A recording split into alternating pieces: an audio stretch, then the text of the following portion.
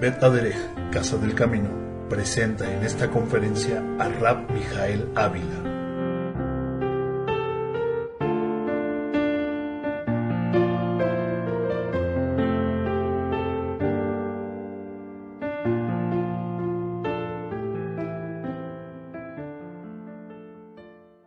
Shabbat Shalom desde la sinagoga Bet Aderech en la ciudad de Cuernavaca. Les saluda el rabino Mijael Ávila de Bet Aderech en este día que es el día 26 del mes de Tevet del año 5772.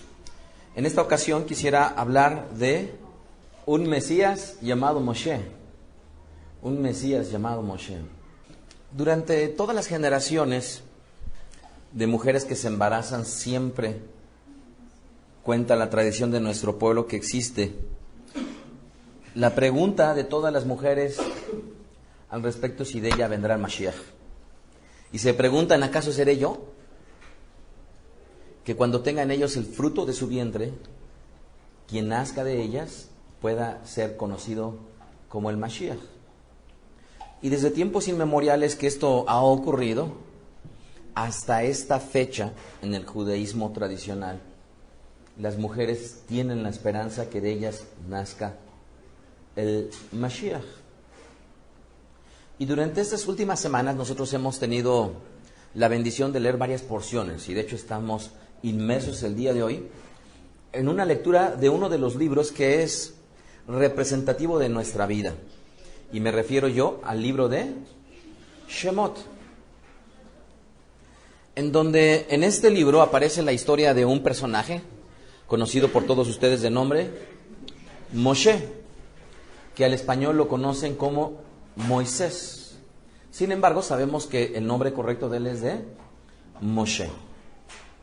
Este personaje de nombre Moshe fue un personaje que nació en una época difícil, y digo difícil por causa de que no estaba la hegemonía del pueblo en manos hebreas.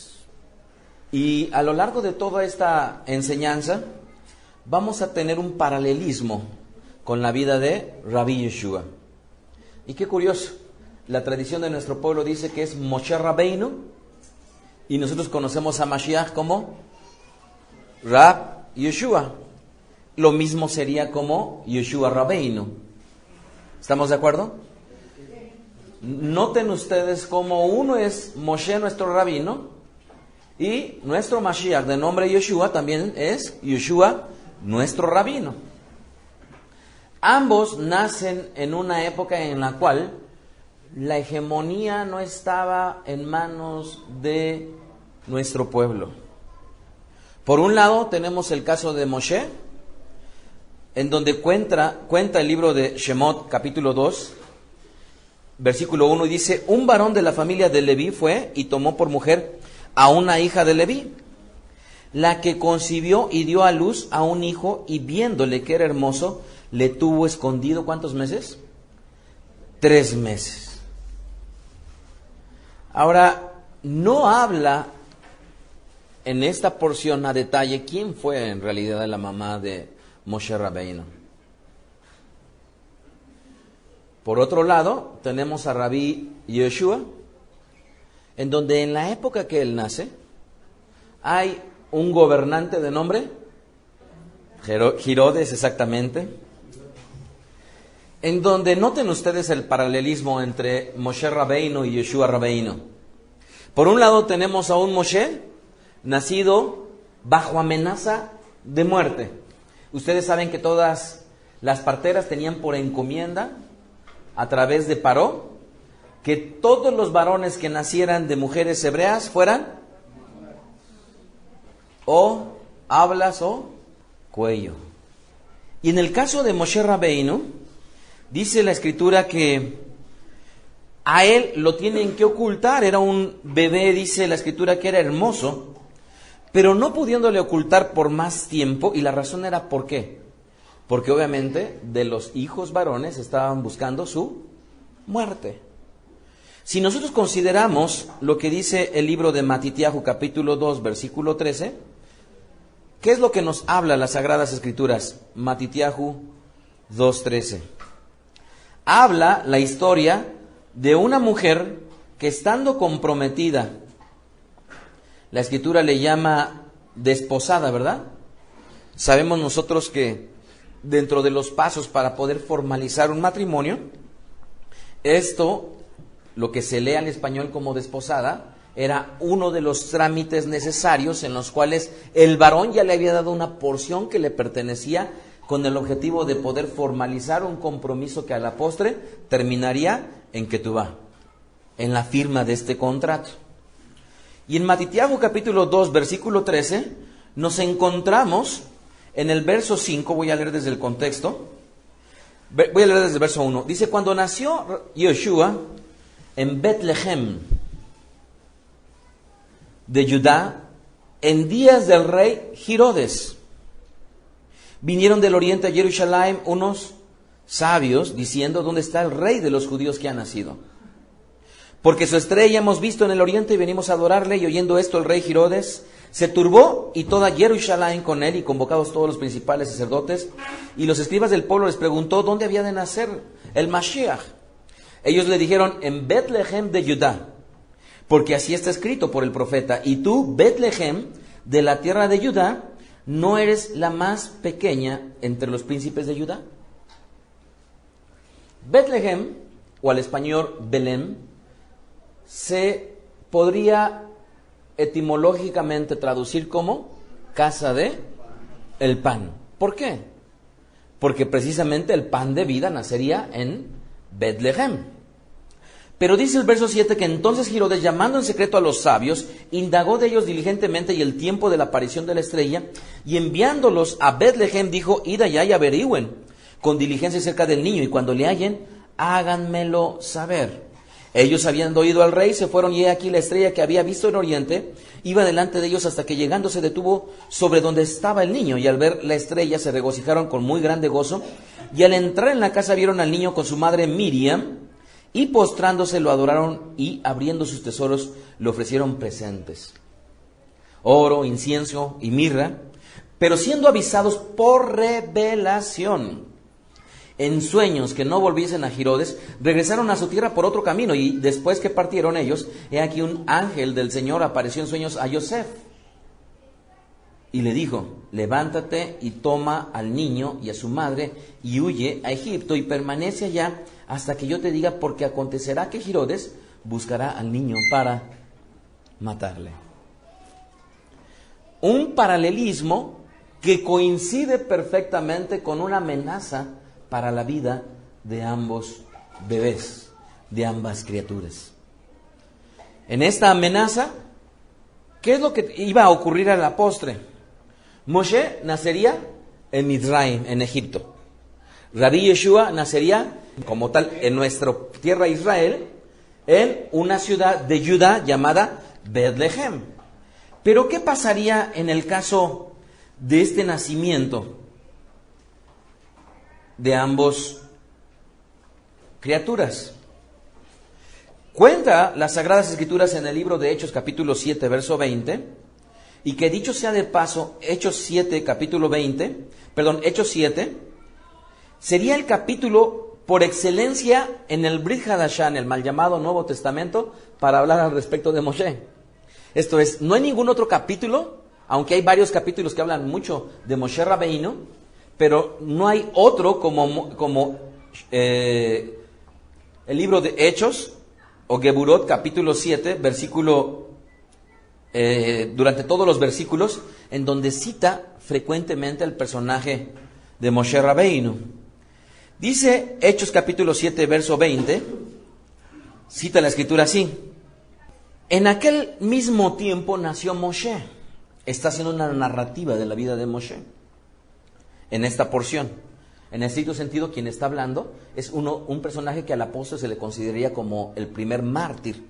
¿De nombre?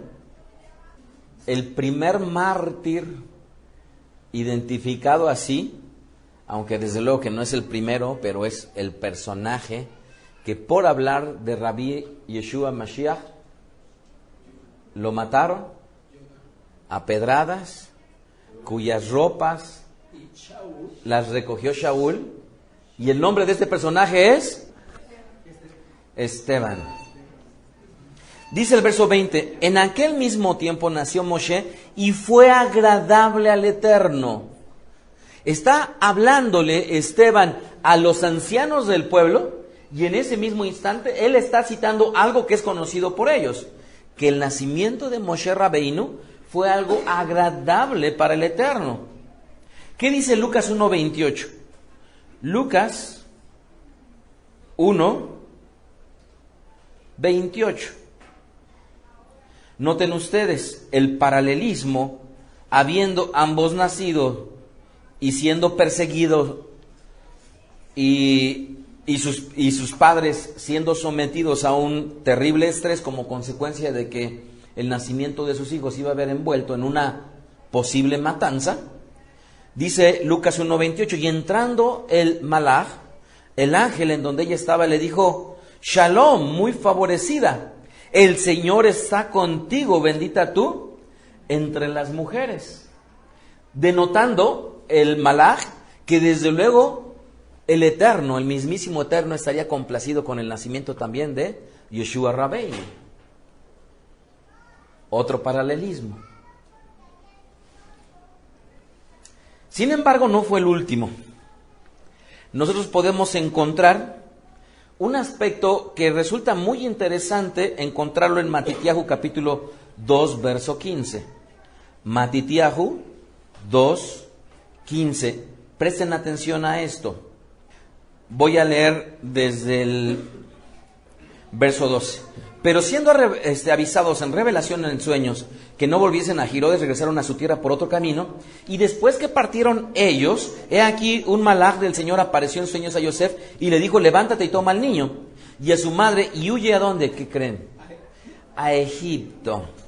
Y permanece allá hasta que yo te diga, porque acontecerá que Girodes buscará al niño para matarlo.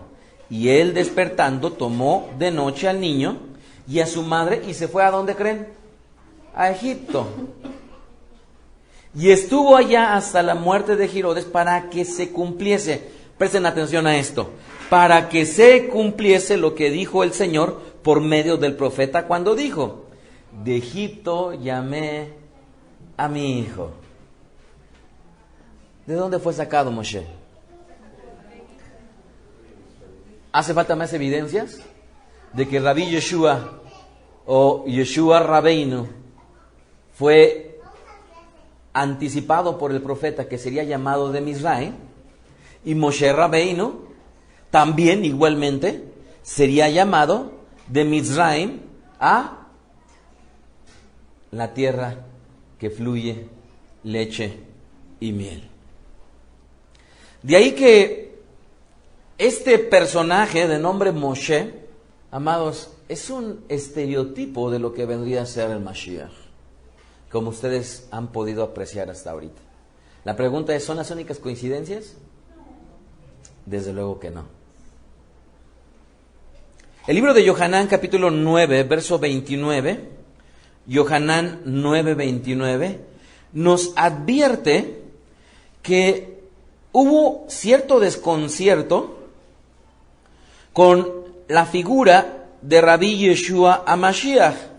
Y este desconcierto incluso ha alcanzado a nuestros días porque han habido personajes que han creído que Yeshua Rabbeinu viajó a la India, obtuvo conocimiento y después volvió. En textos que hoy en día se les conocen como de Nag Hammadi.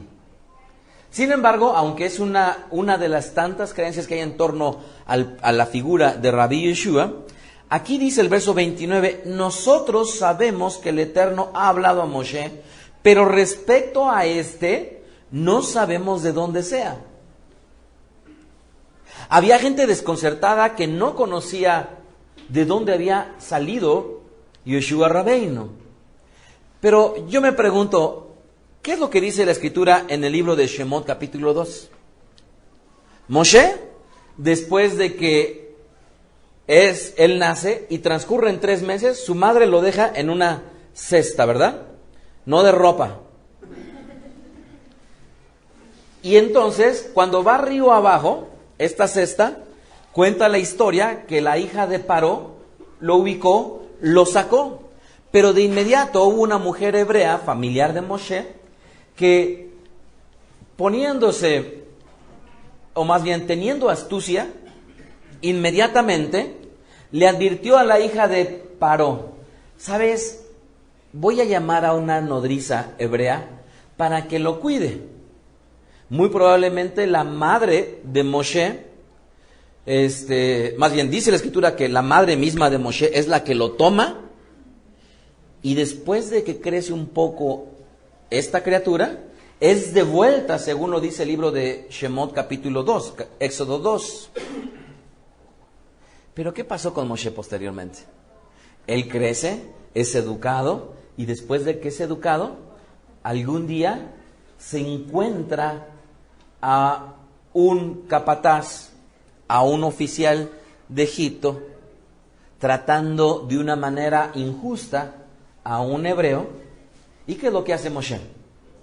Lo asesina. Este asesinato a la postre le provocó que, si bien es cierto, Moshe muy probablemente no era conocido por todo el pueblo que él era hebreo, porque imagínense un rumor de que todo el pueblo hebreo hubiera sabido que quien vive en la casa de Paró era también hebreo, pues hubiera sido devastador. Moshe, ¿qué es lo que ocurre con él? Huye, ¿verdad?, a la tierra de Yitro, que a la postre se convertiría su suegro. Esta tierra se llama Midian, ¿verdad? Y de estando él en Midian, vuelve hasta entonces él se encuentra con el Eterno. Y el Eterno le dice: ve y rescata a mi pueblo. Lo vamos a ver más adelante. Pero es importante notar que Moshe es educado como egipcio, y el pueblo muy probablemente poquitos sabían al respecto de él. Posteriormente él huye a Midian, y cuando vuelve nuevamente, una de sus advertencias hacia el Eterno de que no van a escuchar mi palabra, desde luego, es: ¿quién era Moshe para el pueblo hebreo? Un egipcio. Y por ello no es raro encontrar que en la narración de la vida de Yoshua Rabbeinu nos encontremos que la gente se pregunte: y respecto a ese, no sabemos de dónde sea. Otro paralelismo más. Pero ahí no acaba el asunto. El libro de Mateo, Geburot capítulo 7, verso 22, ahorita vamos a Mateo, nuevamente Hechos 7, 22, hay un aspecto que a mí particularmente me resulta fascinante. Hechos 7, 22, y dice así: y fue enseñado Moshe. Recuerden que Hechos 7, ¿de quién habla? Entre otras cosas de la historia de nuestro pueblo, pero gran parte se lo dedican a Moshe Rabbeinu. Y dice: y fue enseñado Moshe en toda sabiduría de los egipcios, y era poderoso. Dice así. Presten atención a esto. Miren, amados, Moshe, una vez que fue destetado por su madre, es regresado y educado en una casa real. Les pregunto yo, ¿ustedes creen que sea la misma educación del común del pueblo de México a el hijo de un presidente de la República? ¿Ustedes creen que el príncipe Guillermo se ha educado igual que Juanito Pérez, que vive en la Ciudad de México? Desde luego que no. Alguien que vive en una monarquía tiene un sinnúmero de reglamentaciones, y nosotros lo sabemos muy bien. ¿Recuerdan ustedes la reina Esther? Cuando tenía que ver a su marido, el rey, tenía ella que esperar a que el cetro le fuera dado, un protocolo en el cual la gente se tenía que agachar, como ocurre hasta nuestros días con la monarquía. Dicho sea de paso, hubo un presidente en la historia de México que cometió un desaguisado, tanto él como su esposa, con la reina de Inglaterra, si no mal recuerdo. Moshe Rabbeinu, amados, Moshe no era un personaje ordinario. Moshe Rabbeinu, si para que a Julio César pudiera él haber tenido un tremendo éxito en la conquista de países y le pusieron a Aristóteles para que fuera ni más ni menos que su maestro? ¿A quién creen que de los sabios contemporáneos le hubieran puesto a Moshe Rabbeinu? ¿Ustedes creen que le trajeron a cualquier maestro? ¿Ustedes creen que le pusieron ante sus pies cualquier clase de libros? Muy probablemente los libros que en aquel entonces el papiro de aquella tierra ya estaba disponible para ellos, que la escritura se sabía. Amados, era el imperio de aquellas épocas y por lo tanto debieron de haber reunido a los sabios de todo el mundo conocido con el objetivo de dar lo mejor de lo mejor para la realeza. Ni más ni menos que un hijo adoptivo de la hija de Paró, la cual debió de haberle prodigado tanto amor a Moshe, que Moshe sabía cuándo se podía acercar al rey. En este caso, al faraón me refiero. ¿Cuándo y cómo él debería de sentarse a la mesa? ¿Cómo es que debería de pedir tal vez una disculpa o un perdón o un con permiso? Y encontrar las formas tal vez de hacer una reverencia cuando se retiraba del rey. Pero no nada más eso. Él, dentro de la línea monárquica, fue preparado al igual que hoy en día ocurre con los hijos o con los nietos de los reyes, porque no se sabe cuál de ellos, en estricto sentido, puede llegar a la postre a reinar, aunque se sabe quién es el que tiene el legado, pero no se sabe si él pueda morir y entonces alguien tenga que venir a ocupar su lugar. De tal manera que Moshe tuvo que haber sido instruido en lo mejor de economía. Tuvo que haber sido instruido en lo mejor de finanzas. Tuvo que haber sido instruido en lo mejor de medicina. Tuvo que haber sido instruido en lo mejor de contabilidad, en aquel entonces conocida. Tuvo que haber sido conocido en lo mejor de la política. Tuvo que haber sido instruido en lo mejor de la sociología. Tuvo que haber sido en lo mejor instruido en cuestión del trato a la gente.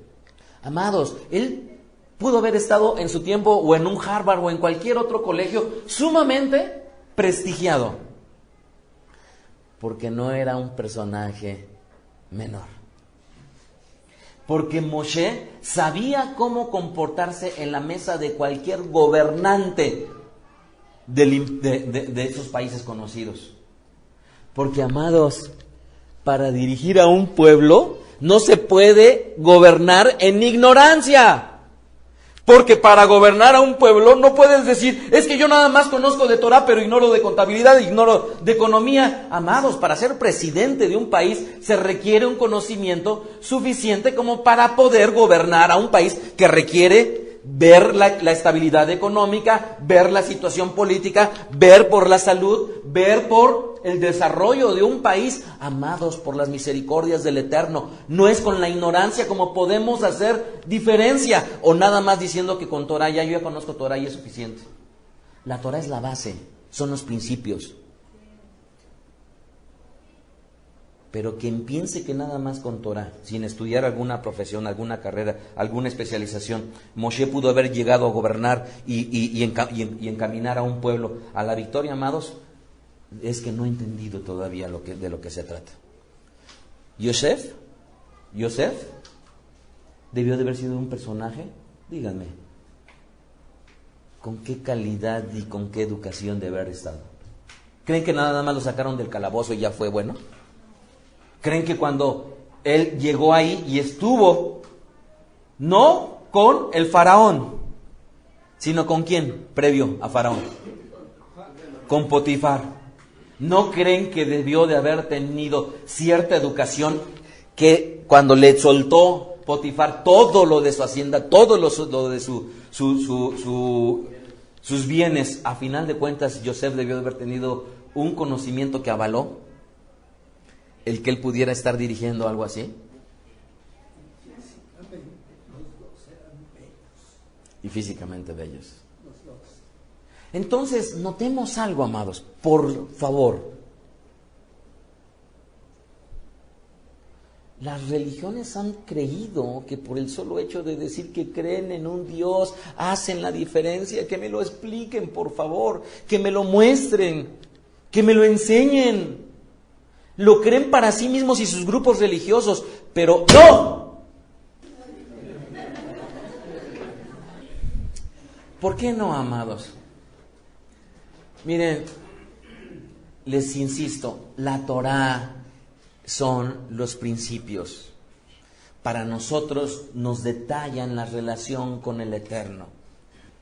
Pero si, como muchas religiones piensan que con eso es suficiente, entonces el Eterno nunca hubiera delegado al hombre el que sojuzgara, el que se enseñoreara sobre la tierra, el que hubiera descubrimientos. Como dice Daniel, que vendrán los días en los cuales la ciencia y el conocimiento crezca. Porque la Torá seguirá siendo la base, pero el conocimiento y la preparación que requerimos nosotros como hijos del Eterno para hacer la diferencia, amados, es esencial. ¿Qué es estar enfrente de algún presidente de la República, Shimeón? ¿Qué es que uno requiere cuando va a ir a rendirle cuentas a un presidente de la República? Pues, en primer lugar, saber del tema que se va a tratar.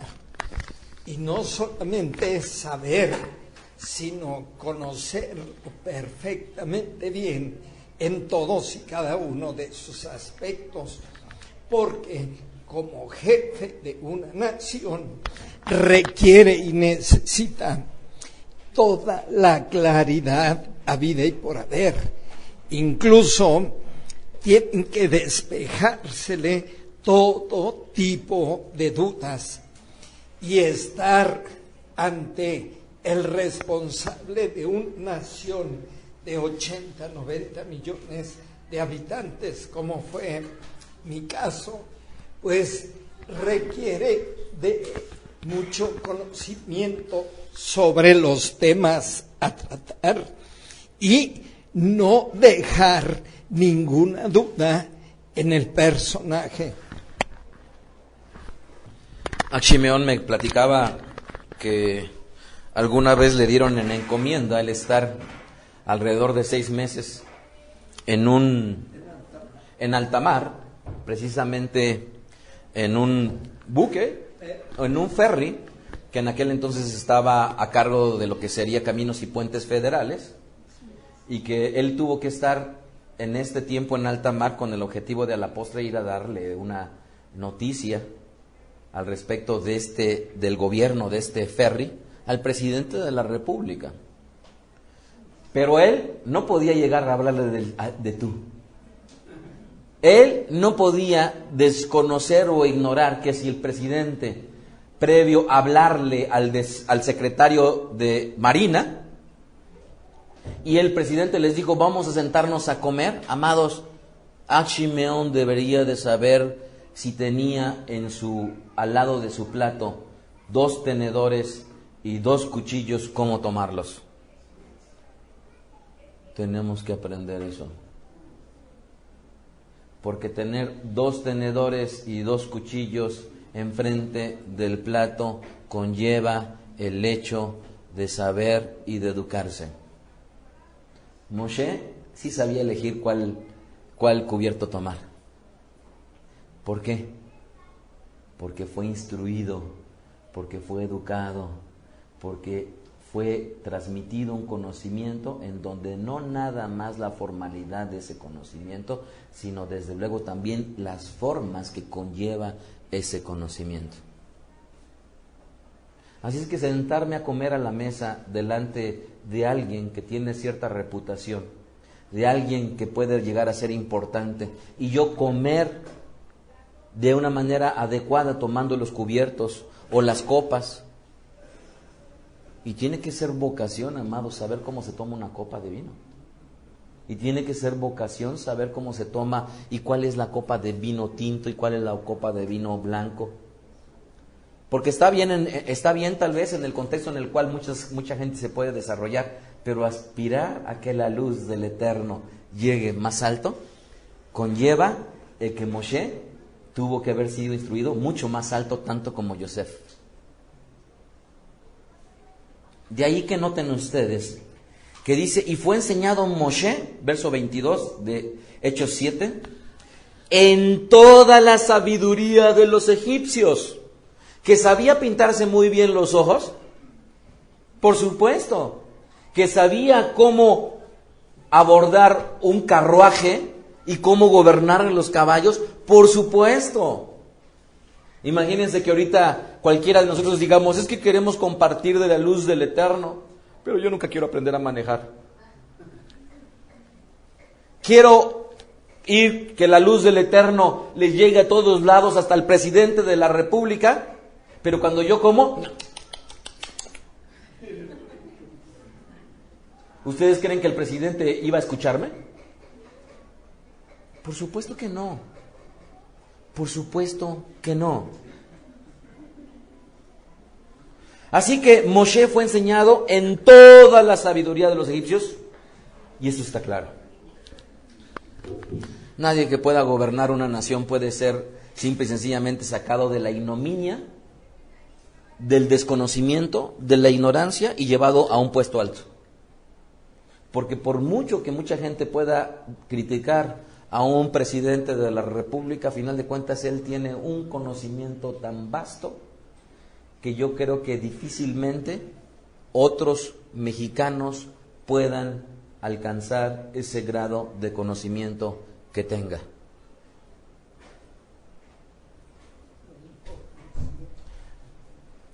La información, su uso, su administración, su manejo es definitivamente diferente. Ahora, pero si Moshe fue instruido en toda la sabiduría de los egipcios, yo me pregunto, ¿qué pasará en el caso de Rabí Yeshua? Matitiahu 13:54.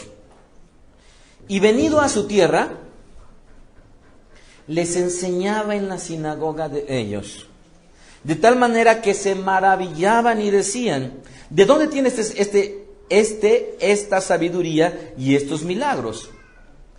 Presten atención hasta aquí. La gente se preguntaba, ¿de dónde? Ahora, ¿cómo poder asociar a Rabí Yeshua con una educación de calidad? Cuando desde una óptica contemporánea su papá, pues era un carpintero. Seguramente era una familia pobre que no tenía dinero. No. No. Insisto, y lo he comentado en otras ocasiones, los oficios de aquella época serían semejantes a la profesión contemporánea. De tal manera que Yosef, siendo carpintero, era un profesional que debió de haber tenido la solvencia necesaria y que, contrario a lo que se enseñan las religiones en donde nace Rabí Yeshua en un pobre pesebre, que desde nuestra óptica nace en una azúcar y en una fiesta, en la fiesta de los tabernáculos, ¿verdad?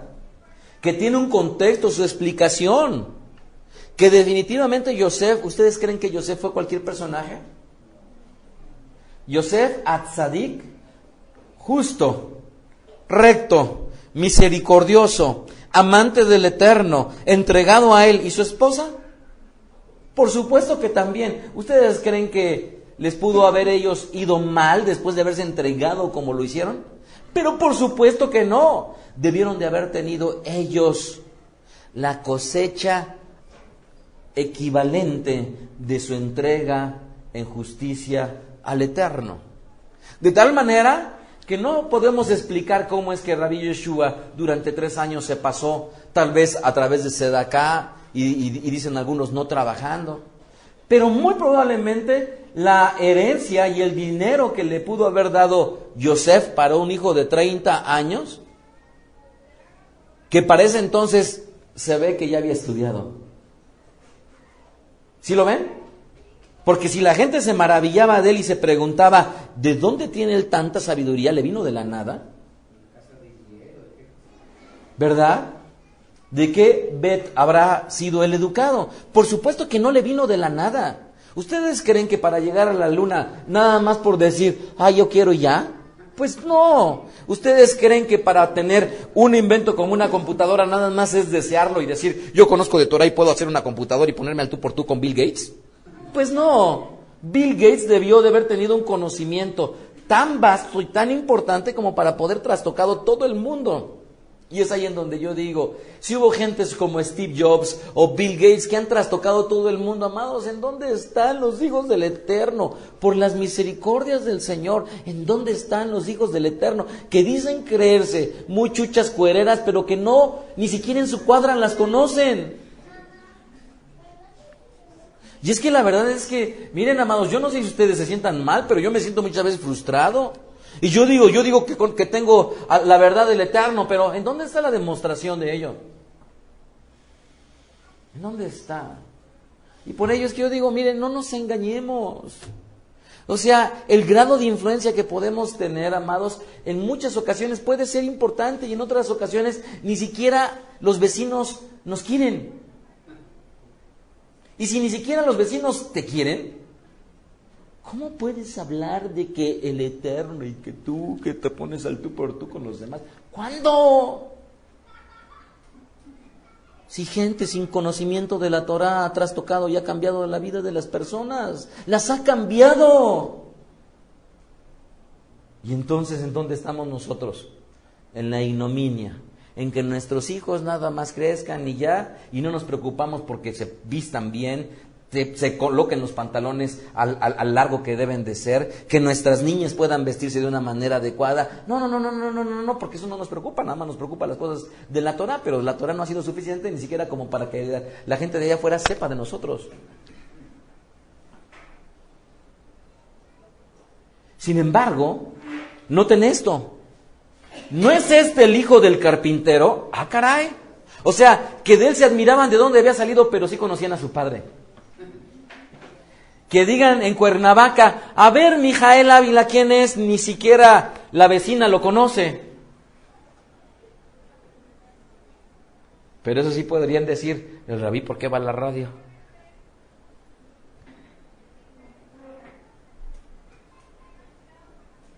Porque es necesario que la gente conozca que hay luz en el Eterno.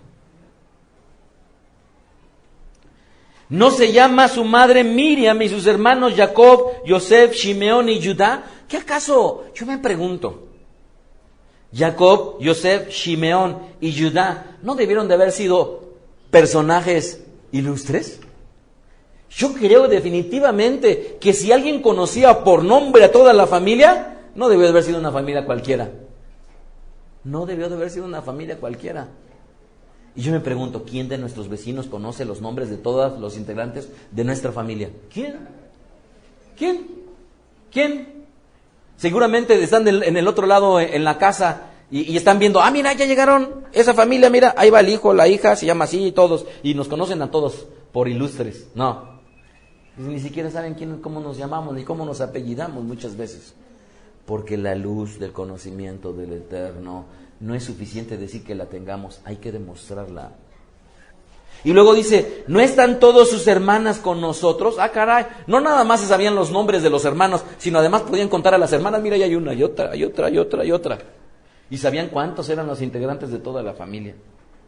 ¿De dónde pues tienen todas estas cosas? Y se preguntaban y se escandalizaban de él. Pero Yeshua Rabbeinu dijo, no hay profeta sin honra, sino en su propia tierra y en su casa.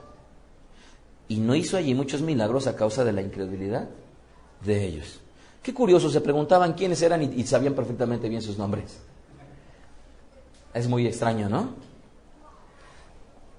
Así que este personaje, Moshe Rabbeinu, que fue instruido con lo mejor de los egipcios, sin duda alguna Rabí Yeshua dio muestras de que también había sido instruido de lo mejor de lo mejor. Sin duda alguna. Bet Hillel, Bet Shammai, cualquiera de las líneas que existían en nuestro pueblo pudieron haber sido una magnífica escuela. Pero noten ustedes, amados, si hablamos de Hillel o de Shammai, o más cercano, Rabbi Moshe ben Maimón, ¿ustedes creen que nada más Torah? Si él conocía de medicina, ¿nada más Torah? No. Si él, Rabbi Moshe ben Maimón, estaba con los reyes, sabía cómo se debería de conducir los protocolos, porque cuando decimos Maimónides de bendita memoria, pero está detrás de él muchos años de estudio, muchos años de esfuerzo, porque no nada más se conocen los nombres de nosotros por de la nada. Son años de esfuerzo y de trabajo. Y nosotros tendríamos que instar a nuestros hijos. Ruego al Eterno que Tibá y Yohanan. Y lo sigo diciendo.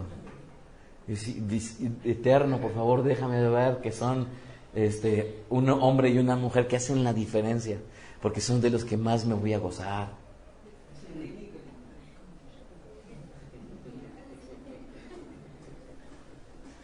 Es que, miren, lo he dicho cuántas veces, muchas veces, ¿verdad? Y digo de ellos porque, nuevamente, serían de los que más nos vamos a gozar. Pero qué decir de una Neri que hace sus pinturas, y aquí a Shimeón le dice, ponle la firma, ¿que no? Y ahí tienes a Neri en una fotografía al lado de un escritor famoso de apellido Monsiváis.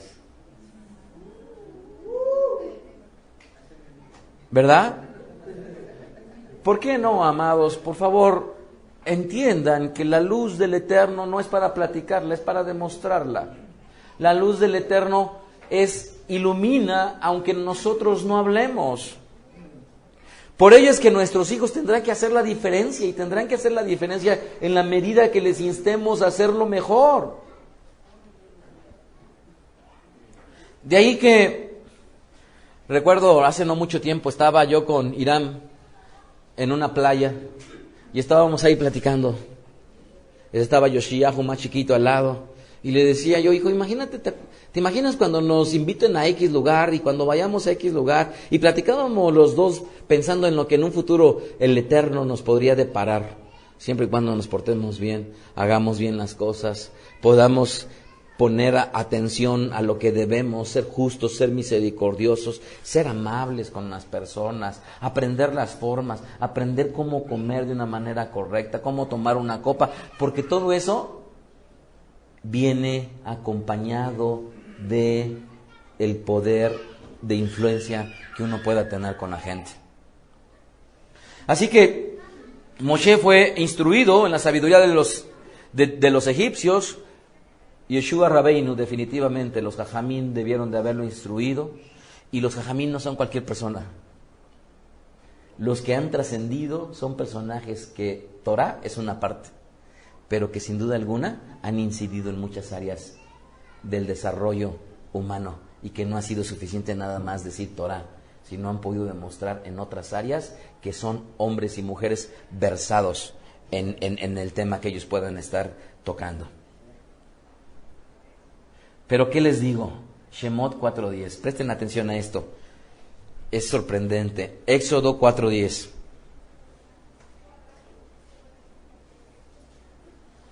Dice ahí, entonces dijo Moshe al Eterno, ay Señor, nunca he sido hombre de fácil palabra, ni antes ni desde que tú hablas a tu siervo, porque soy tardo en el habla y torpe de lengua.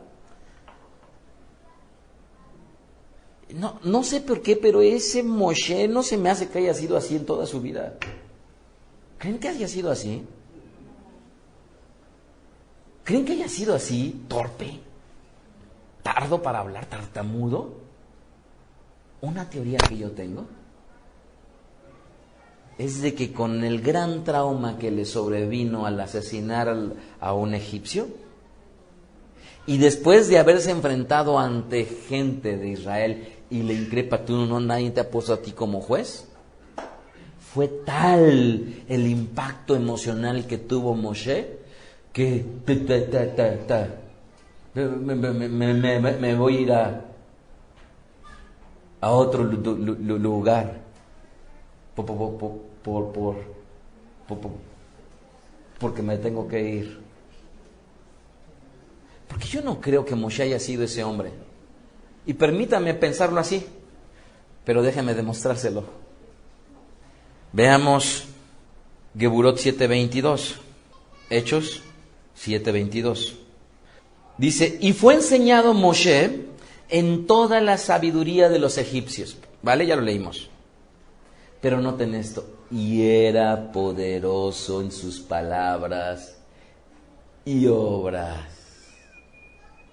Si nosotros dividimos este pasuk, dice que Moshe era instruido en toda la sabiduría y era poderoso en palabras y en obras. ¿Qué quiere decir eso? Que mientras él fue instruido en la sabiduría de los egipcios, él hablaba bien. Él tenía una elocuencia como para distinguirse entre todos los egipcios. Y no nada más tenía elocuencia para hablar, también tenía las obras que le podían haber acompañado a un personaje que, teniendo conocimiento, podía aterrizar lo que él había aprendido. Especulémoslo. Sin embargo, hasta este momento, tal pareciera que el trauma de Moshe Rabbeinu le sobrevino a partir del asesinato y el juicio o el desprecio que le hicieron nuestro pueblo. Pero si nosotros leemos con detenimiento, se encuentra Moshe Rabbeinu con el Eterno, y aunque le dice que Aarón va a ser su intérprete, qué curioso que Moshe es el que le habla a Paro. Qué curioso que es Moshe el que, amados, el Eterno se lo quitó. Tan pronto fue obediente Moshe. Y para muestra ahí tenemos al Roé. ¿Verdad? Que un tiempo el Eterno lo tuvo calladito aquí, no digas nada, pero ahora qué tal habla y habla y habla y habla. Y que no le dijeras que no lo están grabando, porque si no, ¿verdad? Es el mate, sí. Entonces, recapitulando un poquito para que no nos perdamos.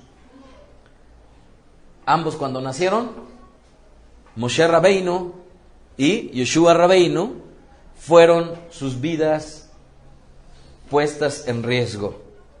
Ambos, su nacimiento fue agradable delante del Eterno. Ambos fueron llamados de Mizraim, de Egipto, para venir al pueblo. Ambos no se sabía de dónde habían venido y aparecieron de la nada. Ambos fueron enseñados en la sabiduría del lugar en donde nacieron. Moshe era un hombre poderoso en palabras y en obras. Rabí Yeshua, lo hemos leído en tantas ocasiones, que a veces pudiera parecer que da vergüenza volverlo a leer, pero ¿por qué si es la palabra del Eterno? Que dice Lucas en el libro de Hechos capítulo 1 verso 1, en el primer tratado, Teófilo, hablé acerca de todas las cosas que Yeshua Rabbeinu comenzó a hacer y enseñar. ¿Qué no acaso se parece eso a Moshe? Era un hombre poderoso en palabras y en obras. ¿Qué acaso no Rabí Yeshua enseñaba y hacía? Ahí está. Pero ¿qué más tienen en común Moshe, el prototipo de Mashiach, con Mashiach? ¿Qué más tienen en común ellos dos? Que Moshe hizo señales y prodigios, ¿verdad? ¿Sí o no? ¿Se los tengo que leer en el libro de Shemot? No hace falta, ¿verdad? Y en el caso de Rabí Yeshua, ¿quieren que se los lea? Apúntelo nada más, Matitiahu 11, 19 al 25. Vamos a leerlo, Matitiahu 11, 19 al 25. 11, 19. Y dice, vino el Hijo del Hombre que come y bebe, y dice, he aquí un hombre comilón y bebedor de vino, amigo de publicanos y de pecadores. Pero no te juntes con los de allá afuera. ¿Y qué dice que él era?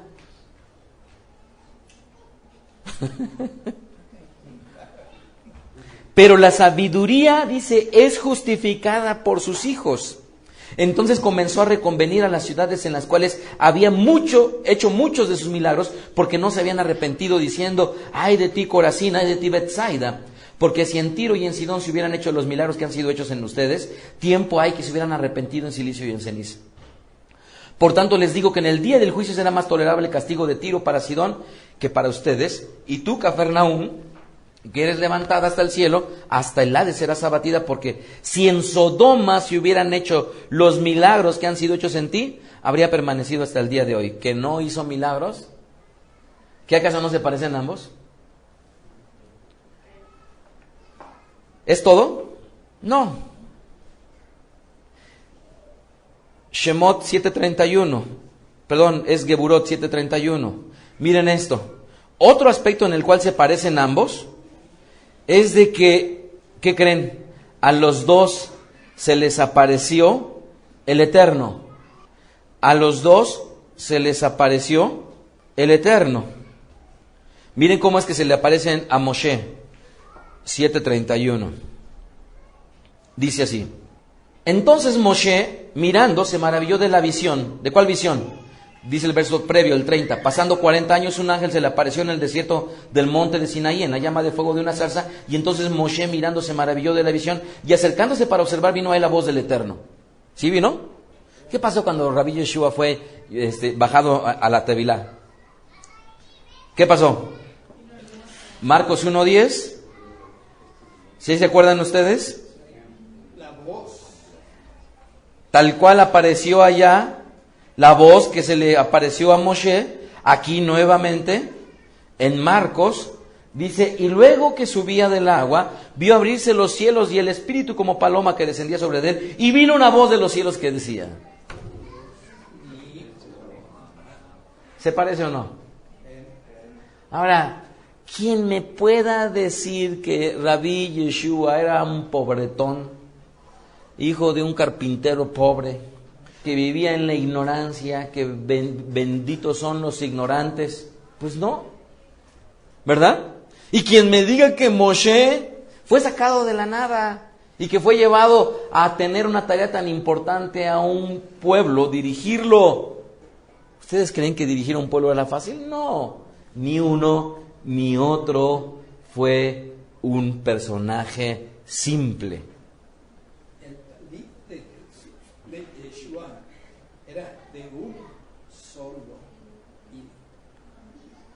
De un solo hilo. Muchísimo dinero. Ahora, amigo íntimo de José de Arimatea.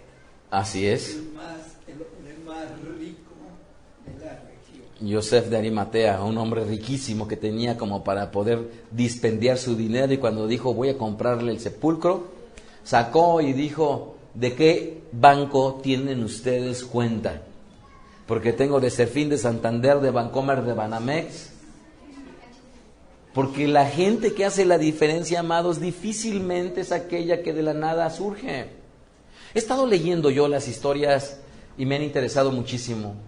De Zapata. Bueno, ya pasé por el caso de este personaje chino de nombre Mao Zedong. De Villa. Por ejemplo, ahora que he estado estudiando la vida de Villa, o sea, nuevamente, cualquiera que crea que la ignorancia y la pobreza viene acompañada de trascender en este mundo está muy equivocado. Todavía recuerdo cuando vi que Villa, después de que fue encarcelado siendo traicionado por el mismísimo presidente, del cual él llega como consecuencia de la ayuda de Villa, ¿saben qué es lo que hace ahí? Se dedica a perfeccionar su lectura. ¿Qué libro creen que lee en Villa? Los Tres Mosqueteros. Y si yo preguntara, ¿cuál es el último libro que han leído? ¿Cuál es el último libro que han leído? Eso lo contesta muy bien Peña Nieto.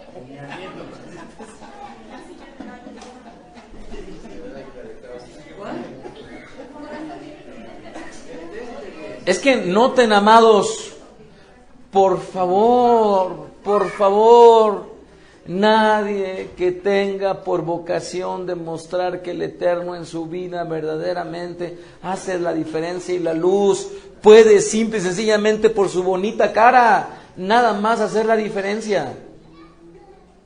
Y si yo veo que personajes como Villa, miren, me impactó cuando se reúne Zapata con Villa no le gustaba beber alcohol. Y todos los lugares en donde llegaba y había alcohol, los arrasaba. Pero cuando se encuentra con Zapata, Zapata le dice, tienes que tomar coñac conmigo. Y mi esposa se queda impactada y dice, ¿Zapata? ¿Zapata con coñac? ¿Ustedes creen que eran cualquier persona? Cabernet Sauvignon, Tempranillo, Malbec, Chirac.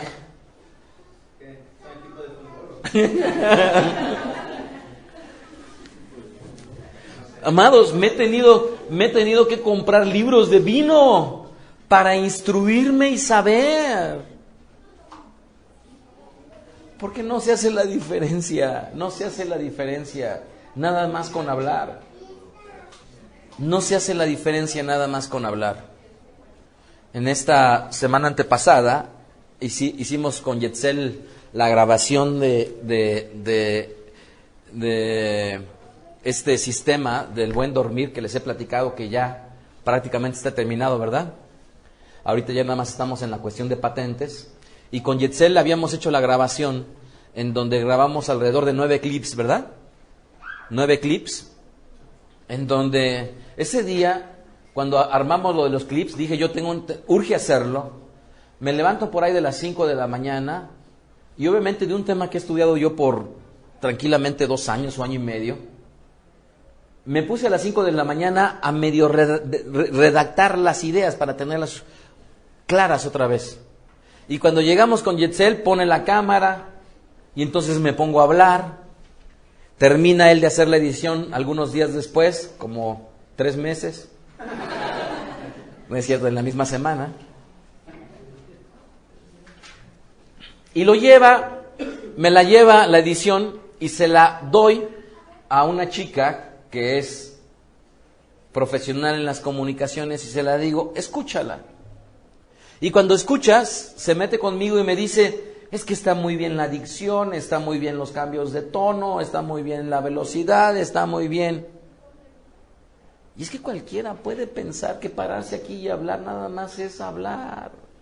Si yo les dijera cuántos libros he leído de oratoria, si yo les dijera cuántos ejercicios yo he hecho de oratoria, si yo les dijera cuántas veces he tenido que ver mis manos para saber qué es lo que pueden estar comunicando, no, amados, la gente que pueda decir, es que yo me quiero parar para nada más compartir, queriendo hacerlo nada más de buena voluntad, miren, es bien poquitito. Porque yo les digo, para pararme yo aquí al frente, amados, he tenido que estudiar y estudiar, no poco, mucho. Porque exponer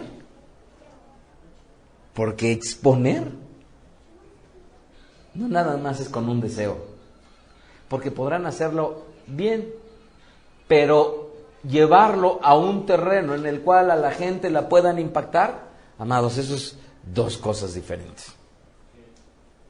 Entonces, cualquiera que diga, bueno, es que si el rabí puede, si Roé, si rap, nada más, ay, no han entendido todavía lo que es esto. Pero ya usted es tribuno. Ya soy toda rabá, invitado. Toda rabá, Chimeo, no, que nos ha honrado con invitarnos a la sociedad de tribunos, literatos, historiadores y artistas AC. Toda rabá, Chimeo. Hombres y mujeres ilustres que cuando yo estuve ahí en el desayuno, cual más que se levantaba, hablaba con tal soltura, con tal determinación, con una fuerza del mensaje que la verdad es que impactaba el escuchar a todos los presentes ahí, ¿verdad? Y entonces, amados, no es posible trascender sin prepararse. No es posible. Verdaderamente, créame, no es posible. Era académico. Entonces, de la sociedad, ¿no? Algo que verdaderamente me enorgullece muchísimo, Shimeon, y gracias por la invitación. Toda rabá, pero detrás de esta honra de ser hoy en día partes de esto, amados, yo les digo, no llega de la nada, no llega, amados.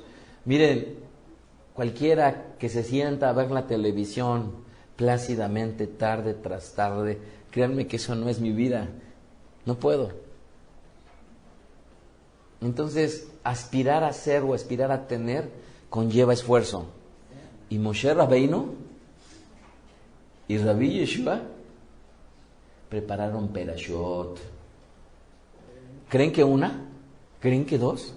¿Creen que tres? ¿Creen que invirtieron nada más medianamente media hora para medio preparar algo y después exponerlo? Desde luego que no. Así que, ¿qué creen ustedes? Moshe fue rechazado.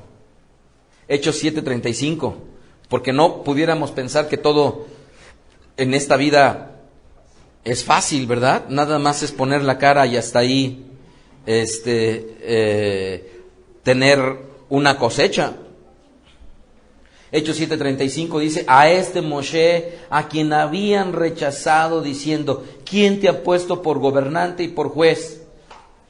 ¿No lo rechazaron? Por eso es que muchas veces las críticas o las murmuraciones o los señalamientos, amados, pues muchas veces forman parte de. ¿Es verdad o no? Lamentablemente forman parte de, y duelen muchísimo. Y que hablen de uno duele, pero duele muchísimo. Pero no cabe duda que forma parte de un conjunto, tanto de bendiciones como de precio, de valor que uno tiene que pagar. Mateo 27:37, Matitiahu 27:37, y pusieron sobre su cabeza su causa escrita. Este es Yeshua, el rey de los Yehudim. ¿Quién te ha puesto como gobernante? Le dijeron a Moshe. ¿Y qué creen que salió? Gobernante. ¿Quién te ha puesto como gobernante a ti? Rabbi Yeshua. Y salió rey. Y dice más adelante, entonces crucificaron con él a dos ladrones, uno a la derecha y otro a la izquierda, y los que pasaban le injuriaban. Todavía recuerdo la última vez en México, ¿no? ¡Mijael! ¿No, rey? Y los que pasaban le injuriaban meneando la cabeza. Y ahí estaba Sharet Pérez con su... ¿Qué era? Con su tolete. ¿Qué? Era el kefá.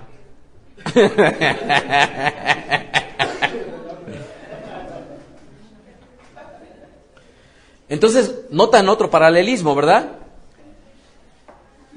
¿Era profeta Moshe?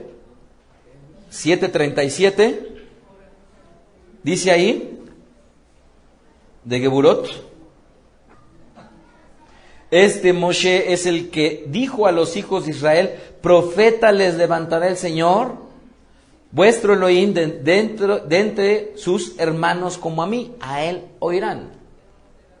¿Y qué dijo de Rabbi Yeshua, o de Yeshua Rabbeinu? Mateo 21:11, Matitiahu 21:11. Dice así, y la gente decía, este es Yeshua Anabí, de Nazaret de Galil. Los dos eran ya conocidos como profetas. Maestros y profetas. Quien compra en la serie del rabino, van a descubrir que más era Rabbi Yeshua. Hay algo que es interesante, ya estoy terminando. Ambos eran mansos. Números 12:3. Y aquel varón Moshe era muy manso, más que todos los hombres que había en la tierra. ¿Era el más manso de todas las generaciones? No, era el más manso que había en esa generación. Y Rabbi Yeshua, Matityahu 11:29, Matityahu 11:29, llevad mi yugo sobre ustedes y aprendan de mí que soy manso y humilde de corazón. ¿Cuál sería una de nuestras ambiciones de todos debería de ser? Entre menos nos enojemos, más mansos deberíamos de ser.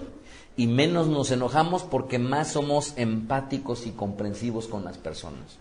Entre más nos enojemos, menos mansos y por lo tanto más lejos de Moshe Rabbeinu y de Yeshua Rabbeinu.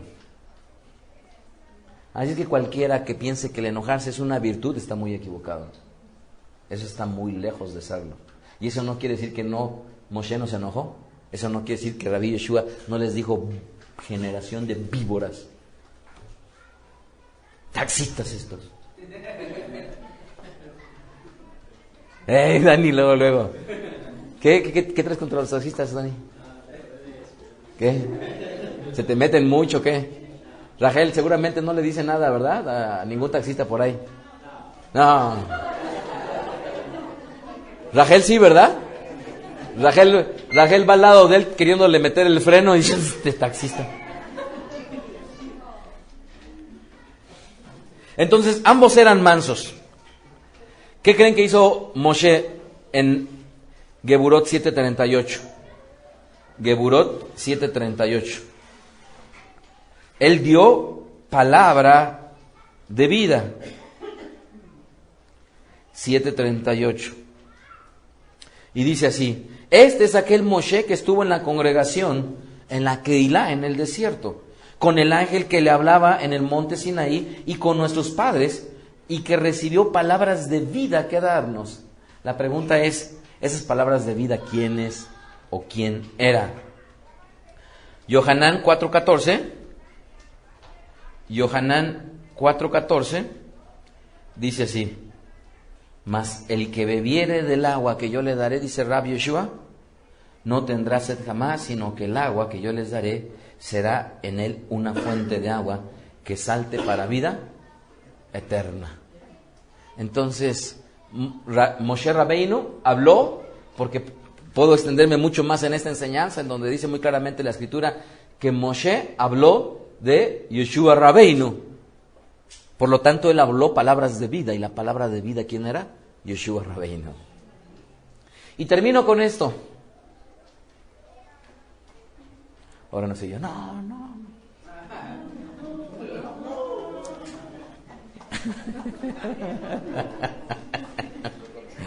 Ya nos vamos a descansar.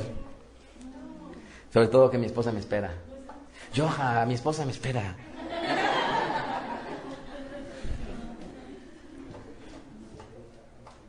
Moshe 7:40. Moshe no, ¿verdad? Geburot 7:40. Esa no me la sabía, ¿verdad? Moshe sería el compendio de Génesis, Éxodo, Levítico, Nombres y Deuteronomio. Sabía escribir, ¿no? ¿Sabía escribir? Sabía, y muy bien, ¿no? Verso 40, cuando dijeron a Aarón, haznos dioses que vayan delante de nosotros, porque este Moshe que nos sacó de la tierra de Egipto, no sabemos qué le haya acontecido. ¿Qué creen que pasó con Moshe? Termino con esto, miren, Moshe, una vez que es llamado de Egipto, encamina a su pueblo a la tierra prometida, ¿verdad? Y habiendo salido de Misraim ya libres, ¿verdad?, de la esclavitud, ¿qué le sucede a él? Da a todo el pueblo las Aseret Dibrot, las 10 declaraciones, ¿verdad?, conocidas como los 10 mandamientos. ¿Pero qué creen que pasa? Moshe Rabbeinu se va y sube con el Eterno.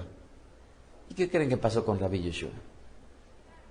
Ahorita está ausente, pero bajará y volverá.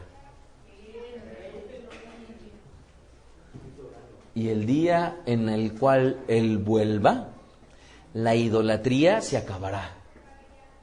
El día en el cual Yeshua Rabbeinu, Hamashiach, vuelva nuevamente a aparecer, amados, la Torá del Eterno será establecida y se cumplirá.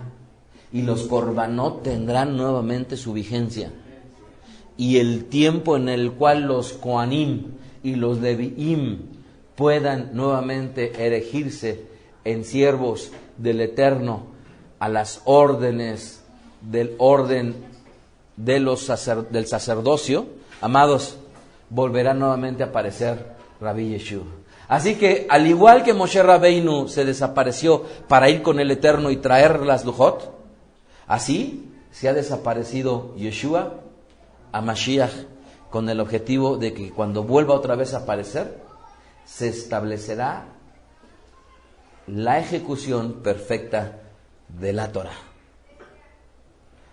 Eso, roguemos que sea hoy. Desde la sinagoga Vedat Derek se despide el rabino Mijael Ávila deseándoles Jem Shalom. Escuchaste a Rab Mijael Ávila. Para conocer más de sus conferencias, visita la página betadrej.com. Síguenos en las redes sociales, YouTube, Facebook, Twitter. Búscanos como Mijael Ávila. Si deseas adquirir alguna conferencia o estudio particular, escríbenos al correo mijael@betadrej.com. Shalom Alejem.